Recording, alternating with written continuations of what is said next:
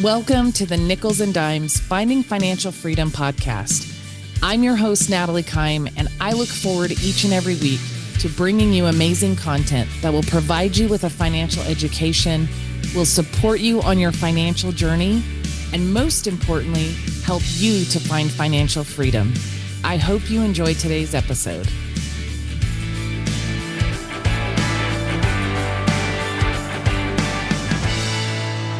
Welcome to the Nickels and Dimes Finding Financial Freedom podcast. I'm your host, Natalie Kim, and you guys, it's just me today. And I'm going to be talking to you about having conversations with your children, with the younger generation, nieces, nephews, whoever it is that you're exposed to that needs to learn about personal finance. The truth is, they're not going to get that education in school, and they're only going to learn from us maybe what we've run into along the way, right? I meet with clients all the time and I'm having conversations with them and I ask them, where did you get your financial education? Usually if there's anything they learned in school, it was around balancing a checkbook and whatever their parents shared with them. The third thing is the school of hard knocks. And I had all those three things, right? I learned how to balance a checkbook and the very, very basics of a budget in high school, in a home ec class. My parents, when I moved out, told me, balance your checkbook and don't get credit cards. And of course, in my 20s, I did the exact opposite. Thank goodness I didn't make a lot, so nobody would give me a whole lot of credit. But in my mid-20s, it still seemed like a pretty big mountain to crawl out from under, but it taught me a lot of valuable lessons. And there is something to be said for learning from your mistakes. But if we can give the younger generation, if we can give our children a leg up stepping into adulthood, and as they start to take on those responsibilities, think about how much further ahead they could be than we were at their age. Okay, so that's what this conversation is about today. And I'm currently creating a financial education course, a 4-part course for a partnership I put together that's going to be teaching high school and college athletes the components of a proper financial plan from A to Z. And going through that and making sure that it contains all of the components it needs to just really highlighted, hey, I need to do an episode on this. I need to talk to people about how to have these conversations with their kids and just set them up better for success when they start taking on financial responsibilities, whether it's at the time they move out or even throughout high school when they get a job and, they're starting to spend their own money, talking to them about saving, talking to them about debt, talking to them about building credit and all of those different kinds of things. But on top of that, my son has been home and out of the Marine Corps now for, about 8 months, going on 9 months, I think. And he and his girlfriend are getting ready to move out together. So they went and found a cute apartment, and then they went and filled out the application. So the whole application goes through, it comes back, it's approved. They're all excited. And then they get an email that has the detailed breakdown of what they have to pay to move into the apartment. So the day they pick up their keys, they need to be prepared to pay this amount, and all the breakdown of what those things are. And I get a phone call from my son in a panic, and because it's like, I don't know, $2,500 or $2,600, something like that. And so they're in a complete panic because they thought they just needed to pay the first month's rent. And here's the thing, my son is 23, but he was in the Marine Corps for 4 years. So he had, room and board, he had a meal plan, he had all of those kind of things provided for him. And yes, I've sat down and done a budget with him since he's been home and working a regular job. We've outlined all of his expenses.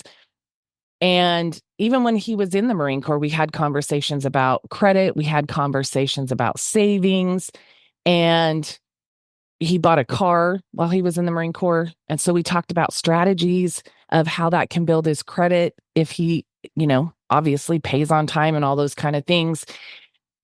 But I never talked to him about what it takes to move out. I never even thought about it. And then when he said that, I'm thinking, didn't the apartment complex walk you through all of this when you did your application? And he's like, no, this is the first time we're seeing this. So of course it's first and last month's rent. It's a cleaning deposit. And, then all the requirements, they have to set up their utilities, their Wi-Fi, the things like that. And they're like totally overwhelmed. And I'm like, okay, take a deep breath. It's going to be fine. Let's sit down together. So they set up time on my schedule. He and his girlfriend, Stacy, came over and we sat down and I created a joint budget for them for all those shared expenses, the rent, the groceries, the utility, right? The things like that they're going to be splitting or jointly responsible for outside of their individual budgets and financial responsibilities, obligations that they have. And of course, when we looked at all the numbers and I took into account when their paydays were between then and the time they're going to move in next month and what they already have saved and how much in their budget they have available to save in addition, they're going to be more than fine. But they just panicked at first when they saw this big number. And, they don't have the habit of sitting down. Our kids don't have the habit of sitting down when something like that comes up, taking a deep breath and just looking at what's on the table. Most of the time, you can figure your way through things, right? Unless it's something enormous and you're already under a mountain of debt or something like that. But these poor kids, they were so excited to move into this apartment and then they just thought it was going to be ripped away from them.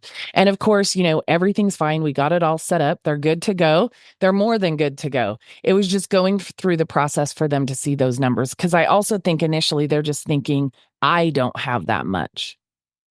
But this is a joint venture. So let's look at where you both are, the timing of everything. And we were able to figure it all out. But it reiterated even more for me the importance to do this episode and give you guys some tools to have those conversations with your kids. My parents are baby boomers. They didn't talk about finances in the home. And so we never knew how much money my parents made. We never knew how much their bills were. And I get the idea of, my kids don't need to know that or whatever. But I'm going to challenge that, you guys. They do need to know. They don't necessarily need to know the stress you might be going under financially from here and there to panic them or concern them at a young age, but they need to know all those components and all the things that come into being responsible for a household, for a family. And I talked not too long ago, or one of my business partners actually posted a video. It wasn't a conversation. It was a video she posted. She was out and about with her son, I think running errands or something one day, and they were talking about money and budgeting. And she only went through, okay, if you make this much money and you have rent and you have a car payment and insurance, it was maybe 4 or 5 things. Here's what you have left at the end of the month, which was almost nothing. They had not included yet internet, food, and those other things. And especially in this day and age, inflation is through the roof. I don't know where the numbers come from that they put out there sometimes, but inflation is through the roof and people are struggling right now. So my whole point is, let's have the conversations we can have. And of course, you want to have them at a level that makes sense for their age, right? You don't need to be telling a 5-year-old all about credit. They don't get that. But when they're going into junior high, there's some conversation you can have to set a framework before they start working. And then when they start a job, or if they start a job in high school, you can go to the next level with some of those conversations and the responsibilities. And when they get ready to go to college, definitely be having those conversations about different expenses. Even if they're going to school on a scholarship, you still want to talk to them about managing what money they have against even the extras that they pay for. If everything else is provided because of a scholarship, what other kind of things are they going to want to do and spend money on? And help them build a budget around that. Help them understand that when they move out on their own, there are all these components to the process of getting an apartment, paying a deposit, setting up your utilities and things like that. So let's go ahead and jump in. The first one is really, helping kids understand what money is, the concept of it. the role that it plays in society, and give them examples. You could even give examples like have your kids, if you did it as a family activity, trading toys or things they have with their siblings to illustrate the idea of using money, giving somebody something to get something you need. So it illustrates that idea of paying money for something you're going to get in return. Talk about the different forms of money, right? Nowadays, we have cash, we have coin, we have digital money. Like, where are your kids going to run into those things? Where are they going to encounter money? And what does that look like? So you can do really fun activities to teach them about the different forms of money, about how you spend money, and how you have to plan for things that you want. I know, you know, my parents were not wealthy, but my brother and I never went without. But if we wanted name brands and things like that once we got into high school, we had to earn the money and we had to save up for those extra things. And most of my friends and especially my single moms out there, my single mom friends, and those of you out there that might be a single mom, or I should say a single parent, there are times in that process where we've probably had to say no a lot to our kids because things are tight and we're struggling to just keep our head above water at times. But having those conversations about saving for those extra things you want and things they can do to earn money is so important. So that's really the next place I'm going with this is, what are ways kids can earn money? I mean, if you're a household that believes in, allowance for chores, I never really did a steady allowance with my son for basic chores he should be doing around the house. But if there was something extra that I needed done, or I was giving him, a bigger responsibility that I think was beyond an everyday chore, then, there would be, if you do this, I'll pay you $5 or something like that.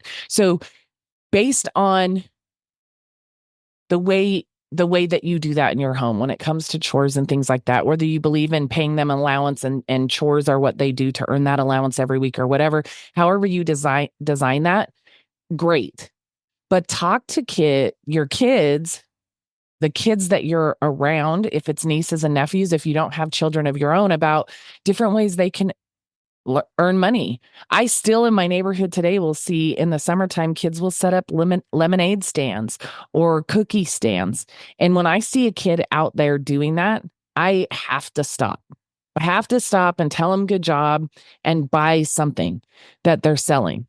But babysitting, small neighborhood jobs. I know there's a lady in my area that her and her kids do a poop pickup business for people with pets. So you pay so much per week, and she comes and monitors her kids to make sure they do a good job. They get everything.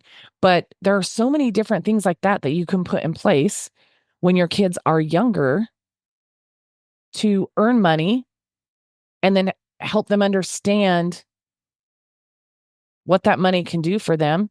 Talk to them about their goals. What do they want to save money for? And set up some parameters. Is it if you're a family of faith and you pay tithing, maybe there's a portion of the money they earn that goes to that. There's a portion of money that goes to savings that they never touch. It's going to build up long term for them. And then the rest is theirs to spend. But talk to them about the things that they want and what those cost, and teach them the habit of waiting for the wants. Because even if they have that $100 today, if they just blow it all at once, and then something comes up there next week, their friends want to go to the movies or something, then they're there asking you for money or asking them to spend other components of their savings. So talk to them about breaking those things up, rewarding themselves once in a while with those big things they want, but not just spending everything they have. It can establish such a great foundation for when they get into adulthood or they start earning more money as they get older, to have that thought process already, to have developed that mindset around money. It's so important, especially to have a mindset around saving money. I touched on that a little bit, but really have the conversation with them about how important it is to save because of the future goals, longer term goals that you might have. Um, saving, spending money for next year's family vacation. So that if say you're going to Disneyland or whatever, as a family, you might have a budget on what you can spend, but help them set up a goal around saving for that trip so they have some extra money to spend on the things they want or whatever might be coming up for them. If you have a budget to get, certain school clothes and that's what fits into your budget and they want something extra, have them saving money. So they're planning ahead, they're setting a goal for back to school to have maybe $50 or $100 extra where they can get something maybe a little bit nicer, a little bit more expensive than what your budget can afford. That it's their responsibility to pay those differences and to have that savings in place. Introduce things like a savings account, even piggy banks for really little kids, that they put a portion of, if you have an allowance or birthday money or whatever, there's a portion of that that goes in the piggy banks. And there's so many digital saving apps out there now too. I have a really good friend who, I think it's been 3 or 4 years now, but she set up a digital program for her kids that, I mean, it's an app. And so when they get money for birthdays or anything, it goes into this app. And then there's buckets created in there of things they're saving for, their tithing, vacation, whatever. And then there's their spending bucket. And that is assigned to a debit card they have that they can actually use. So it's teaching them to transact business, even using a debit card. And I think their oldest was just starting high school at the time, and the youngest was just going into junior high. So definitely a great age to teach kids about those habits, but then they could log in to their account and they could actually see that balance growing every time money was added in there. And then she would put money in there as well for the different things they earn money for around the house. And so it was exciting for them to see that. It's a way to make the idea of paying for things that eventually will be bills, a little bit easier. Make it fun at first, right? They're saving for that new video game or they're saving for that really cool pair of shoes or whatever it might be. But make it fun for them to be able to see that their money's growing and see how close they are to getting that thing that they've been waiting to get. Because truth be told, a lot of times when we see how close we are, we can turn the notch up a little. I'm going to do one more extra babysitting job this week because then I'm going to reach my goal. And so it gets them excited about the fact that they're almost where they want to be. The next thing I want to talk about is, listen, kids need to understand expenses. They need to understand that expenses, in simple terms, are things we owe money for, things we have to pay on a regular basis. Have the conversation about,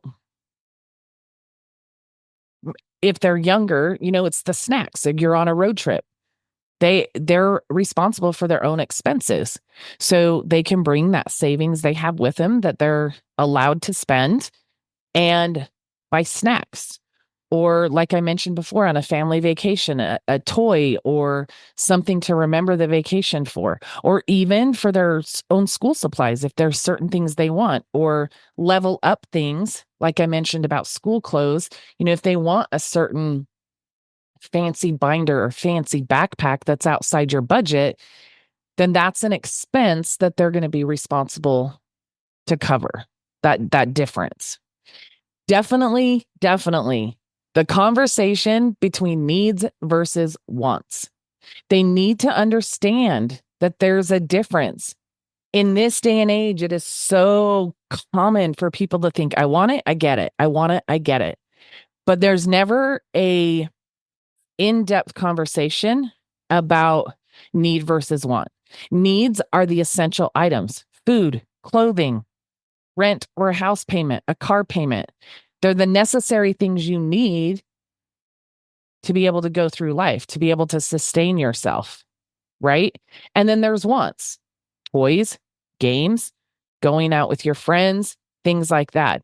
Teach them young how to differentiate the two. And again, create buckets of money. Teach them to assign their money a job. This $2 job is to save in my account to go out with my friends when I want. This $2 is to save to go for our vacation fund. This $2 is to save to pay my tithing. This $2 is to save to go towards school clothes. Whatever those categories are, like create those categories of a budget for your kids within the realm of where they are today, where your family is today. Talk to them. As you do that, it sets you up for this as well, but talk to them about the basics of a budget, the idea of planning to manage your money. It's really easy in a spreadsheet to set up. You know, if you have a teenage daughter that's 16 or 17 and she earns a couple $100 a month babysitting, it's really easy to set up a little spreadsheet, show her income coming in, and then show the different things that she pays for in different categories, and then what she has left at the end of the month. Make sure savings is in there, right? But set her up so she has a little extra at the end of the month and have her continually track that. Over time, that budget's only going to get bigger. So if she learns to manage it and pay attention to it regularly, when she doesn't have all of life's responsibilities, she's going to be that much better set up for when she does. Talk to them about making smart spending choices. Like, what makes sense to buy and what doesn't. There are times I've had conversations with my son and I'm like, look, you know, you've got the money and you can get that, but are you really going to use it? Or how long is it going to be around for? Is it really worth, you know, your feet are still growing. You want those $100 tennis shoes. Cool. Well, in 3 months, are they not going to fit you? So is it worth it to spend that $100 for the 3 months to get these shoes that aren't going to fit you for very long? And sometimes that's still what he wanted to do. And so he did that. Sometimes he thought about it and there was something bigger he wanted to save for that was going to take him longer. And that conversation helped him focus in on how important that other thing was. And he passed up the tennis shoes or whatever it is that smaller amount item that he was wanting. Make budgeting and talking about finance fun, you guys. Fun. Create their little budget on a weekly basis and then sit down together when they get their allowance or they babysat and help them update it. How much did you earn this week? Or here's your $20 for allowance, whatever that is. Add it into their budget. Okay, what did you spend money on this week? Take it out of their budget and then see if it balances to what their account is. Balances, you know, now we don't carry checkbooks. Actually, I talked to somebody the other day that actually still had a checkbook, and that was the first person I'd heard that from in a very long time. Excuse me. But talk to them about updating that regularly, making it fun. Again, pointing out, oh my gosh, look how much your savings accounts went up this month. That's so exciting. You're going to be there before you know it. You're going to be able to buy that video game. You're going to be able to, you know, have that day at the spa with your girlfriends getting a pedicure or whatever it might be. But make that conversation fun for them. Don't let them feel the weight of financial responsibility that we all have as adults in our lives while they're little. Make it fun because then they'll stay plugged in and they'll keep going through the process. And as life changes, those numbers get bigger. The numbers of their expenses get bigger, but so do the numbers of their income. But it's a habit that they've already created that is going to serve them well. So the next thing I want to talk about today, you guys, is credit. Credit is so stinking important and it's so easy to get out of hand. Just not knowing really how it works, not knowing that you can simply calculate how quickly your debt doubles against you if you're not paying attention to it. You just think I can pay it off in the future. That's what I thought when I got my first credit cards, or I can pay it off. Well, pretty soon with my expenses and things that I had going on, I was barely paying the minimum payments, which meant I was never going to pay off those credit cards in my 20s.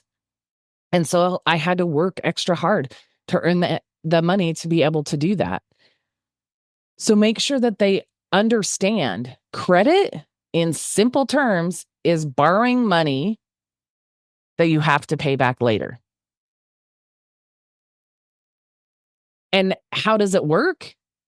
Use an example like borrowing money from you and paying it back over time. Now, maybe when you loan your kids some money and they have the commitment to pay it back, you don't charge them interest. That's fine. But make sure they understand that in the real world, interest comes along with that. I know people who have loaned their kids money, maybe for a car or something like that, or help them make up the difference for a big purchase like that. And they break it down and they actually do charge their kids interest. And once the whole loan or debt amount is paid back, then they give their kids back that amount of interest to put into their savings account. And so they don't keep the interest, but they charge it to teach that concept to their kids. So think about things like that when it comes to bigger purchases, maybe in their teenage years or even in college. If there's things that you're helping them with, if there's things you're helping them with that it's just, I'm paying for this as your parent, that's great. That's something you've budgeted for. That's a commitment you wanted to be able to take care of for them. Wonderful. But, if they're in college and things get tight and they need some extra money for groceries or something like that, we have the tendency as parents to just want to give that to make sure that they're going to be okay. And I understand that 100%. But if we only ever give and we don't have these conversations and we don't teach these simple concepts, they're not going to understand them when it really matters.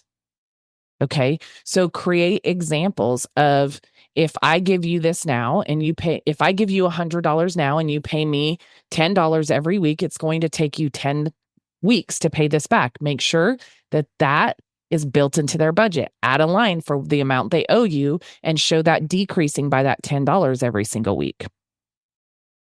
So what are the types of credit? Another thing they should know, you have credit cards and loans. Those are going to have the interest attached and high interest. So I said just a minute ago, make sure they understand how to calculate how quickly their debt doubles against them. That is using the rule of 72 that I've talked about in previous episodes. I believe it was episode 5 and episode 10. I talked about different components of money mindset, budgeting, things like that. But talk to them about that credit cards, loans, they come with an interest rate. If that interest rate, let's say the average credit card interest rate that's put out to the world is around 20%. I actually think it's higher than that based on what I see working with my clients. But if it's 20%, you divide that into 72. This is the flip side of the rule of 72 to calculate it for your debt. You take that interest rate they're paying instead of earning, divide it into 72, and that's how many years their debt is going to double against them. So if you're paying a 20% interest rate, your debt is doubling against you every 3.5 years. Teach them the habit of when they do get a credit card. I personally am a believer that when they're in high school and they have a job, especially in their later years of high school, they're getting ready to go to college, that they need to have a credit card and have some support and help in managing it before they get out there in the world and it takes over, because they're going to do totally different things. So I personally talk to my son about, can you pay this off every single month? So if he has a $300 credit card and he uses it, do you make enough to pay that $300 credit card off every month? Or utilizing things like at stores, when you buy furniture, you can get that 12-month interest free. Walk out that day with the furniture and you pay it over 12 months. Well, here's the thing. At the end of that 12 months, if you haven't paid it in full by the date it says, they go back and add the interest for the entire 12 months. and then they start charging interest from there. Those are the types of conversations we need to have, making sure our kids understand, okay, if you're not paying this regularly, it's going to double. The amount you owe is going to double every 3.5 years. So build it into their budget. Here's what you're going to use this credit card for. I taught my son, use it for your gas, use it for your groceries. And then that money in your budget that is allocated to gas and groceries, pay that down onto the credit card every month. It's a way to have circulating expenses going through your credit card and building credit by using it. So make sure they understand what types of credit there is, but also make sure they understand the concept of interest, because that is the piece that's going to kick them in the butt. The other thing is have the conversation about good credit. Explain to them what a credit score is and why it's important. Because someday they're going to want to buy a house. They're going to want to buy a car. There are a lot of places when you're applying for a job, they're going to check your credit. Even car insurance now, your credit plays into the cost for all of that. So make sure that they not only understand how to manage credit themselves, but the importance of having good credit and how that's going to impact them in the future. All right. So the next topic, let's go into just having overall good financial habits, that consistency of saving and spending. In all honesty, you guys, tell them about the times you made mistakes. Tell them about the times you didn't get it right financially. Give them the opportunity to learn from your mistakes. I know we all would wish our kids would learn from our mistakes and we'd never have to worry about it again. It doesn't work that way. They are still going to make some mistakes of their own, but be vulnerable enough, be honest enough, be open enough to tell your kids where you tripped up. My son knows I got myself into credit card debt in my 20s because I told him that when I was explaining to him how important it was for him to manage it. My son knows that there was a time in my life that I had 2 flat tires and a bent up rim, and I didn't have the $400 to $500 I needed to replace those. And God bless the friends I had that stepped in for me when I was a single mom and struggling, that helped me fill in the gaps. Again, the importance of saving for emergencies so that money's there when you need it. If they do it when they have it, they will have it when they need it. So if they do the saving when they have the money, they will have the money when they need the money. And that's why it's so important to break it up in different savings buckets so that there's always one that does not get touched, because something at some point in their life is going to happen. It's going to happen more than once. But if they have it the first time, it's just going to solidify that habit of saving that $10, $20, $50, $100 as they made more money and never touching it. It's going to solidify, holy crap, I had the $5,000 I needed when that happened. That's why I've been saving it all this time. And then they're going to put that plan right back in place to replenish that account as they use it. Look for books, games, apps that make learning about personal finance fun. You guys, there's a ton of them out there. There's a ton. I know a ton of information. My clients are usually adults. So in putting together these courses for younger kids, it's important to make them interactive and fun to keep their attention, or they're going to glaze over and nothing you say is going to resonate. There are so many free tools on the internet for games and activities around finance you can do with your kids. There are free PDF copies of books. If you need one, send a comment into the show. I'll send you some links for some great recommendations. But I also found a homeschooling website that they create, the content or the materials they need for their classes. And there's this website. There's probably a ton of them out there, but the one I came across, they put those on there and you can purchase them for $1, $2, $4. And they're games and activities that are really fun. And so I'm putting a twist on them, but you can get them for really young ages and you can get them for those teenage ages. So make sure you're taking the opportunity to find resources to make that fun. And I'm not saying plan like an 2-hour session a week where you just grill finances with them, because that's not going to be fun for anybody. Let's be honest. But I'm saying when you sit down with them and look at that little budget you created, or when you're having those initial conversations, you can find some really fun games around saving, around credit, even. There is a really cool board game out there around credit, and it's like Chutes and Ladders, honestly. And you go through the spaces, and every space has a different scenario. Oh, you save $200, advance 2 squares, and then you roll a 6. Oh, you had to borrow money from your parents. Take the slide backwards. And so you end up losing like 10 spaces. It's a really fun, interactive way for them to see all the components of what comes into personal finance that they could possibly run into, and the impact it has on them over time. I already talked about, sharing those real life stories and examples. And if you're one of those people who got the tools, got the information from your parents, congratulations. You guys are out there. I know that, but you are the minority. So if you had the ability and the tools and the understanding to do it all right from the get-go, that's incredible. Tell them those stories about how the life we had was created because grandma and grandpa, or because of when I was in school, I learned this, that, or the other.